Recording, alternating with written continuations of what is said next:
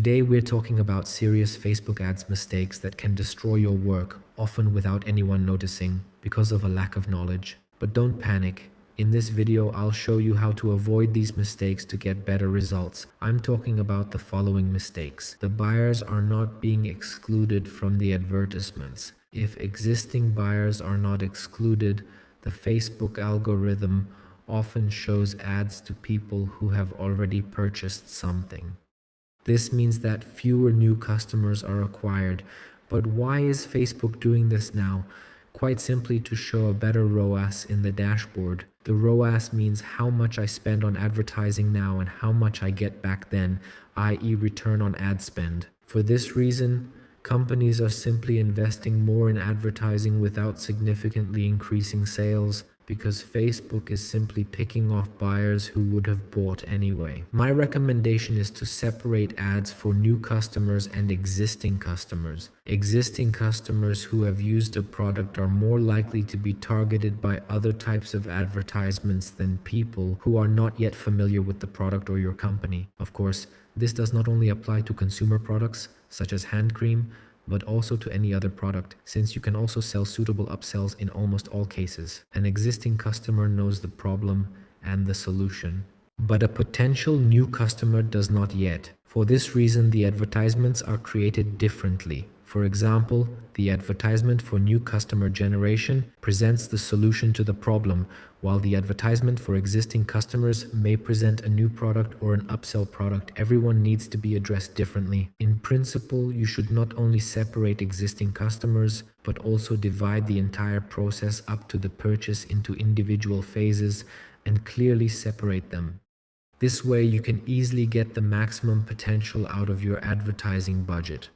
I have created a sample structure for this. This structure can of course be expanded, for example with testing campaigns, scaling campaigns and the like, but that would go beyond the scope of this video and it would look a bit confusing if I did a lot of sub-levels, so this is enough to understand it. Let's just say that this video is only about the separation issue, so it has been kept simple here. So let's get started. The first advertisement is the cold campaign. These are aimed at people who do not yet know your brand or do not know your brand, your product, etc. This means that the goal is to draw attention to a problem and the appropriate solution, i.e. your product or service. You can also easily use different formats. For example, you can do it with carousel ads, image ads, video ads, or UGC, user-generated content ads. There are many possibilities. This is a special variant of video ads. You can say that in this video, for example, you can explain the problem at the beginning and then show the solution straight away. So I have chosen an example for this. We have the campaigns, the ad groups, and an ad here. Here we have, for example, wow, problem, solution, and in the Facebook ads library. That is just a library where you can now see all the ads on Facebook.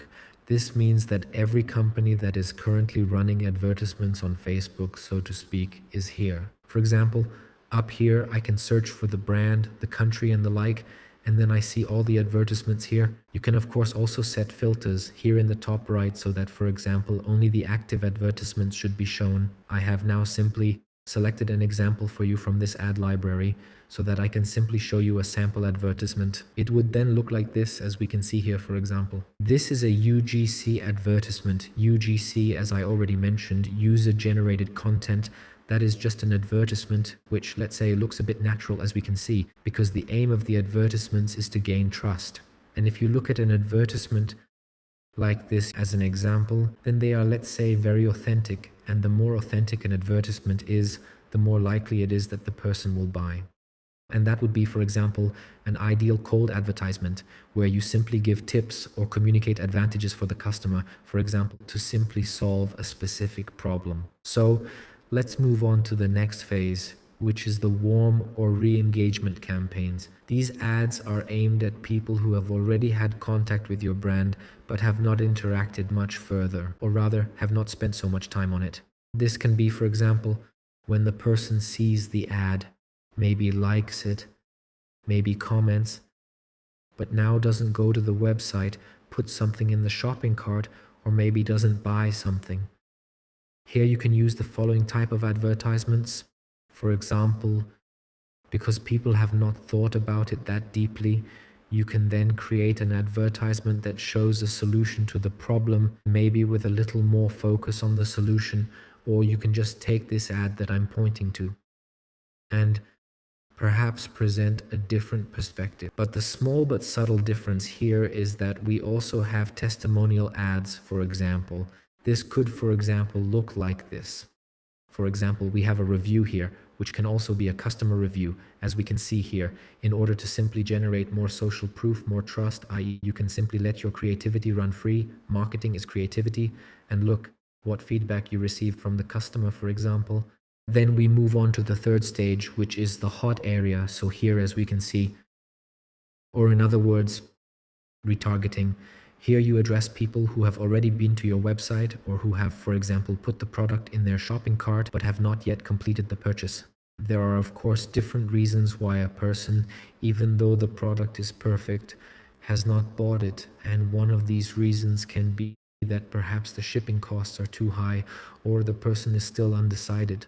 With this type of advertisement, you can, for example, include another testimonial, for example, a different testimonial, perhaps a different variant or a different customer. And the goal here is simply to make the customer's indecision disappear, and you can do that with so-called incentives. This can also be a simple discount, which would look like this.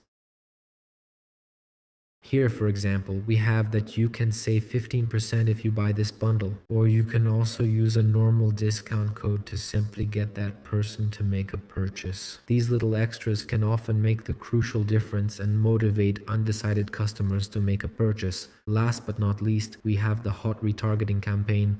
The only difference here is that we retarget the buyers.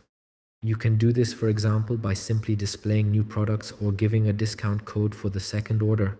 Or what I have also seen is that companies simply say thank you in order to strengthen the bond and indirectly give a reminder that, for example, a product should be purchased again. That means you can do anything and it would look like this, for example, as we can see here, where you can simply display a product if it is a new product, for example. Just let your creativity flow. And why that is so extremely important. Some may now be wondering why you should spend money on existing customers at all. Isn't that a waste of money? No. Many people are forgetful.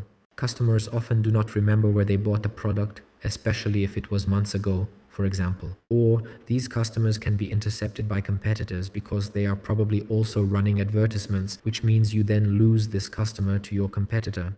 And another thing is, the cost per purchase is also extremely low. This is simply because people have a lot of trust. If, for example, the product is good, the quality is right, and everything else is right, such as fast and good support, then the hurdle to buy again is at this company extremely low, which means the CPA or cost per purchase is extremely low. And that is also extremely important, especially if you were not just profitable or break even with the first ad. Then, for example, you can use such advertisements to increase your profit or gain extremely significantly with the second order. Branding is also getting stronger. Big brands like Nike are now investing millions in advertising for good reason, even though it seems like everyone knows their products. It is also important to mention that these campaigns that I have shown here should be created step by step. If you only have a few buyers, only a few website visitors, or only a few interactions, all these campaigns are of no use to you because the data is simply missing. This means that if you have no data, for example, no traffic on your website, then you must definitely start with the cold campaign to simply generate the first data, the first page views, the first shopping carts, and the first buyers. And when you have enough, really enough data, then you can start with the warm campaign, then start with the hot campaign, and finally the hot buyer campaign to simply get the most out of your advertising budget. And for those who use our tool Adverfly, I recommend that you also differentiate between existing customers and new customers here in the top right under advanced settings. This means that you can, for example, click on the top right here, and then on the top left, you can switch between the customers at any time to see, for example, how many new customers have actually come through this advertisement. How many new customers have now come through existing ads, just as an example. This means that you can easily analyze everything here with just one click. So that's it for this video. Feel free to leave a like and subscribe if you want to see more videos like this. If you have any questions, please feel free to ask them in the comments. Until the next video, your Ezan from Adverfly.